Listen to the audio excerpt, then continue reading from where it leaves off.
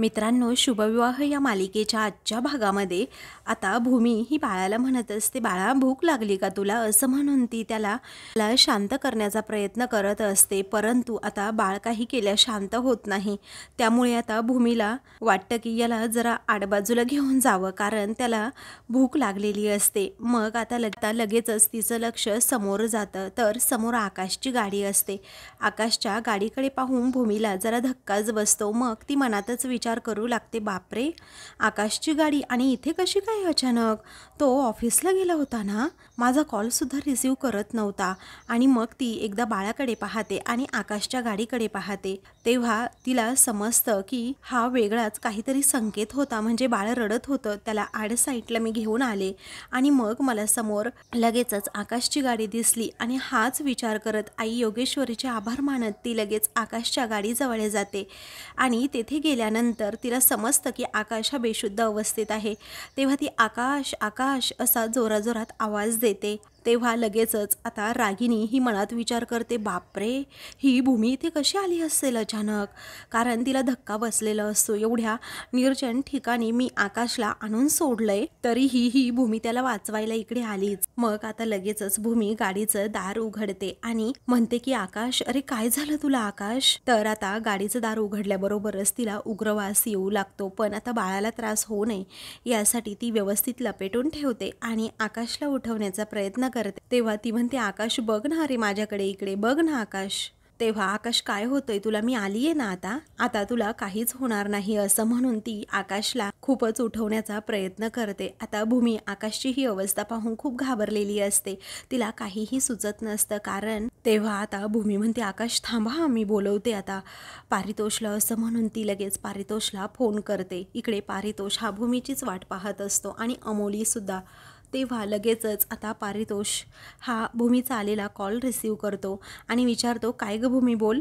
अमोली ही पारितोषकडे पाहतच राहते. त्यानंतर भूमी म्हणते, अरे आकाश, तेव्हा काय झालं आकाशचं, असं आता लगेच पारितोष विचारतो. तेव्हा ती म्हणते, अरे जरा मंदिराच्या बॅक साईडला ये ना.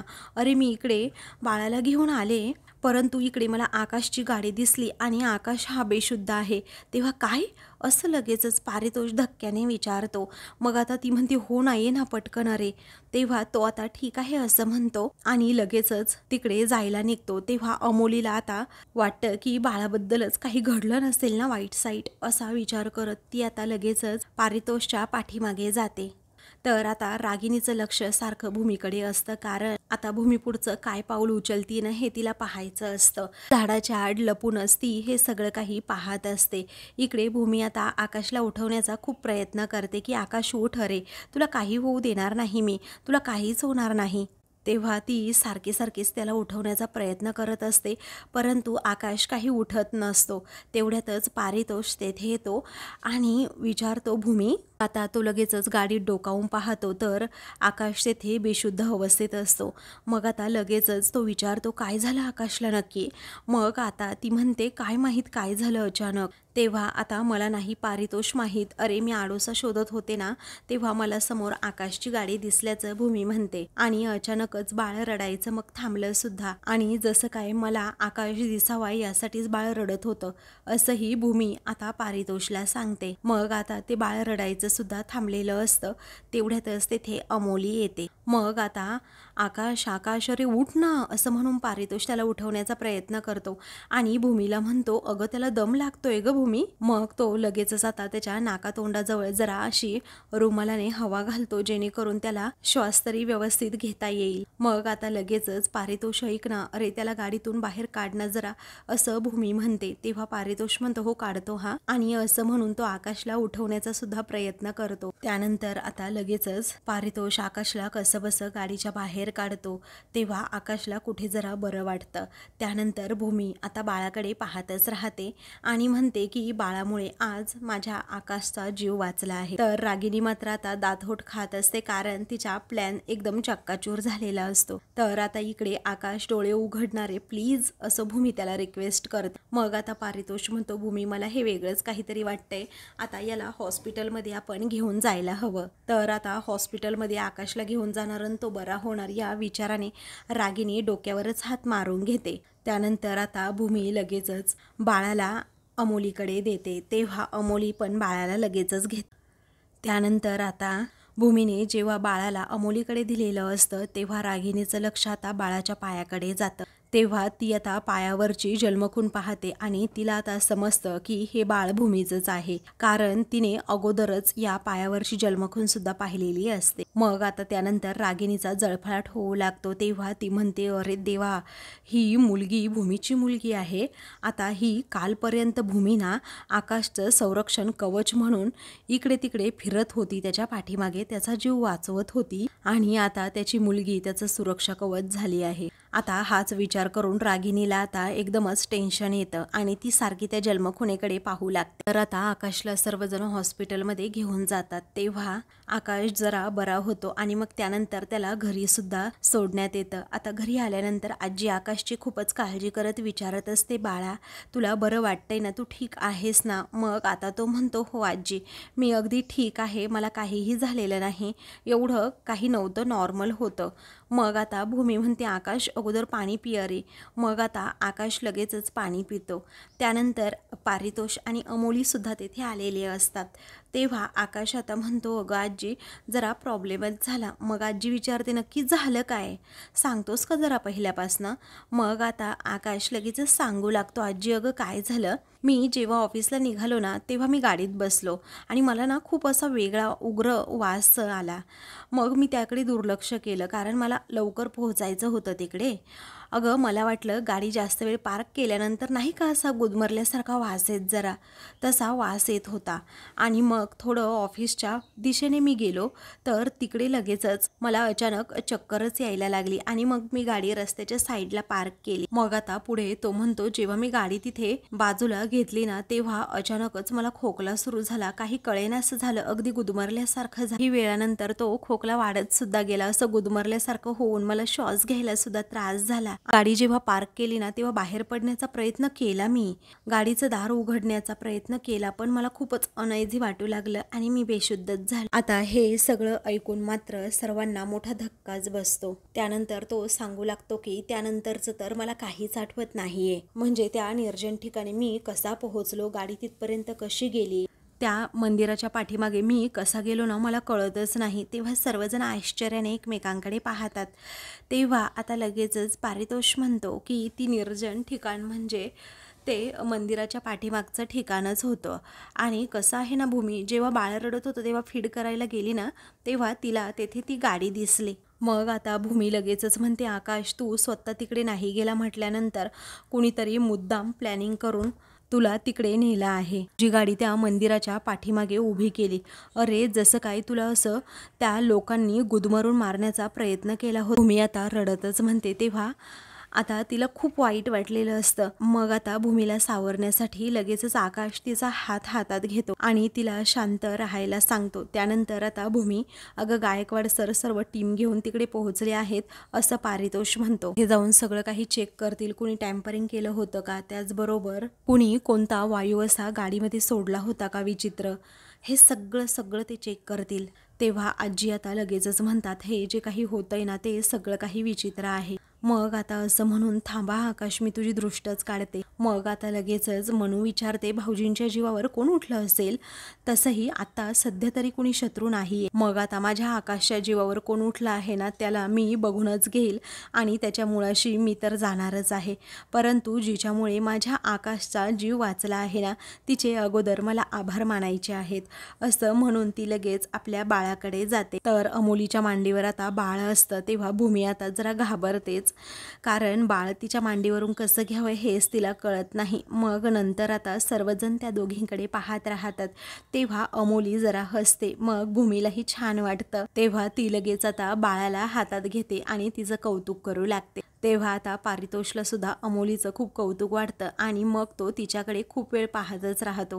तेव्हा अमोली सुद्धा पारितोषकडे पाहते आणि दोघेही एकमेकांकडे पाहून मग हसतात. मग आता त्यानंतर भूमी बाळाचे आभार मानत म्हणते, थँक्यू पिल्लू, हा तुझ्यामुळे आज माझ्या ना आकाशचा जीव वाचलाय, खरंच खूप खूप थँक्यू, असं म्हणून ती सारखी बाळाचे आभार मानते आणि बाळाचा गोडासा पापा घेते. तेव्हा आता सर्वजण भूमीकडे आणि बाळाकडे पाहतच राहतात. त्यानंतर आता तर बाळाला घेऊन भूमी आता आकाश जवळ बसते. तेव्हा आता ते दोघेही बाळाकडे खूप वेळ पाहत राहतात आणि त्याचं गोड कौतुक करतात.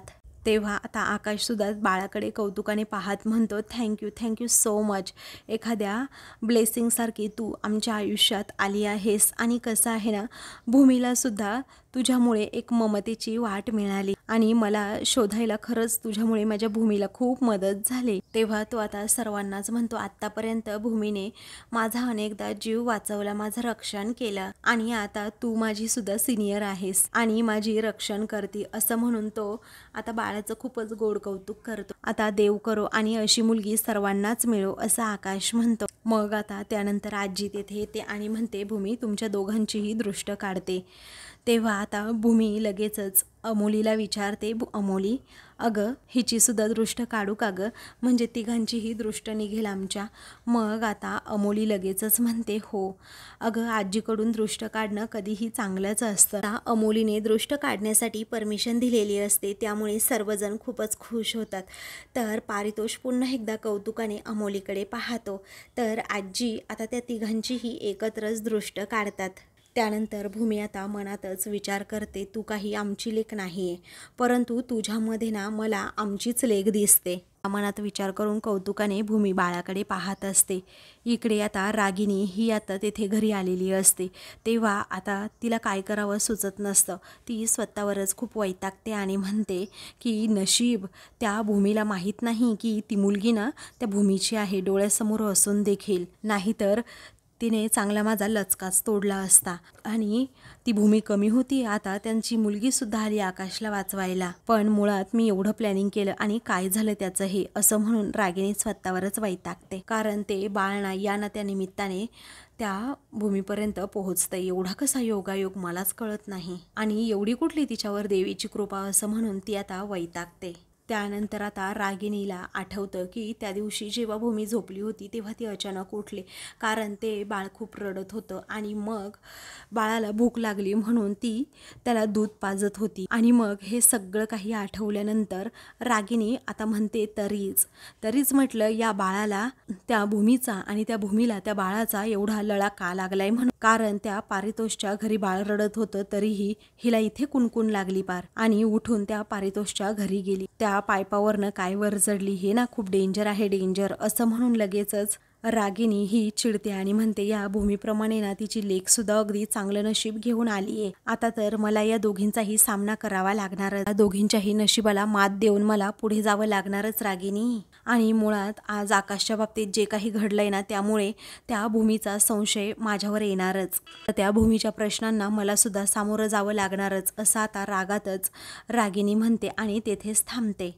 तर आता दुसरीकडे आता आकाश आणि भूमी दोघेही रूममध्ये असतात. तेव्हा भूमी आकाशला खूप जोरात घट्ट मिठी मारते आणि त्याला पटकन सोडतच नाही. तेव्हा ती रडत असते. ते पाहून आता आकाश म्हणतो, काय झालं भूमी. मग आता ती अजूनच रडते आणि म्हणते, आकाश अनेकदा मी तुला गमवल्याचं खूपदा पाहिलंय, परंतु आता मला ते पाहायचं नाही. आकाश मनात विचारसुद्धा करू शकत नाही की मी तुला गमवतीये म्हणून. आकाश मला तुला गमवायचं नाहीये म्हणून ती आता खूपच रडत असते. तेव्हा आकाश तिला समजावत असतो की नाही ग भूमी, मी कुठेही जाणार नाही, तू नको ना टेन्शन घेऊ एवढं. मग आता ती म्हणते, अरे तू मला म्हणाला होतास ना आकाश आपण कुठेतरी लांब निघून जाऊयात म्हणून, मग चल ना आता प्लीज आकाश, चल ना आता आपण जाऊयात कुठेतरी लांब निघून, असं म्हणून भूमी आता त्याला चल आता पटकन जाऊयात असं म्हणत असते. तेव्हा आकाश म्हणतो, भूमी अगं शांत हो जरा, मला काहीही होणार नाहीये, तू शांत हो बरं, बस अगोदर. मग आता ती सारखीच म्हणत असते, आकाश प्लीज आपण जाऊयात ना रे, खरंच जाऊयात. मग आता लगेचच तो तिला शांत करतो आणि म्हणतो, हे बघ भूमी, जेव्हा मी तुला हे म्हणायचो की आपण जाऊ बाहेर तेव्हा तू काय म्हणायचीस, हे सगळं करून तरी काही फायदा नाहीये ना. आणि आपण कितीही लांब गेलो, आपण कितीही दूर गेलो राहायला, तर ज्यांना आपलं वाईट करायचंय ना ते तिथे पोहोचून सुद्धा आपलं वाईट करतील, बरोबर ना. आणि एक खरं सांगू भूमी, मी तुला जेवढं ओळखतो ना, तू आपल्या घराला आणि आपल्या नातेवाईकांना सोडून कुठेही म्हणजे कुठेही जाऊच शकत नाही, असं आकाश आता भूमीला म्हणतो.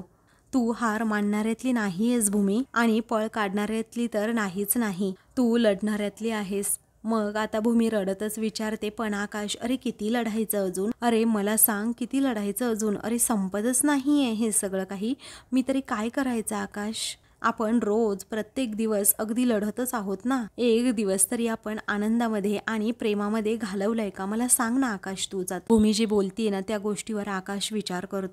मग आता लगेचच भूमी पुढे सांगू लागते, मला वाटलं अभिजित आणि आत्याचा जो काही तमाशा झाला तो झाला, सगळा संपला तो तमाशा. आता काय फक्त ती पौर्णिमाची धुसफूस सहन करावी लागेल, मग बस झालं. मग आता आकाश म्हणतो, हो बरोबर आहे, परंतु तिचा स्वभाव बघता तिची धुसफूस कमी होईल ना, असं तर मला अजिबात वाटत नाही. तेव्हा आता भूमी लगेचच म्हणते, मला तर तो काहीच प्रॉब्लेम नाही आकाश, आणि मी तिची धुसफूस सहन करेन आणि काळानुसार तिचं दुःखही कमी होईल आकाश. पण मला हे सगळं नाही सहन होते आकाश, त्यामुळे प्लीज आपण जाऊयात आता बाहेर कुठेतरी. अरे सगळं काही संपल्यानंतर हे नवीन काय आहे आता, तूच सांग ना. मग आता तो लगेचच तिला शांत व्हायला सांगतो आणि म्हणतो की मला सुद्धा ही गोष्ट कळत नाहीये, हे सगळं कोणी आणि का केलं असेल आता. मग आता लगेचच कोणी काय आकाश, अरे आत्या, अजून कोण असणार आहे, असं भूमी आता स्पष्टपणेच आता आकाशला म्हणते. मग आता लगेचच तो म्हणतो, नाही,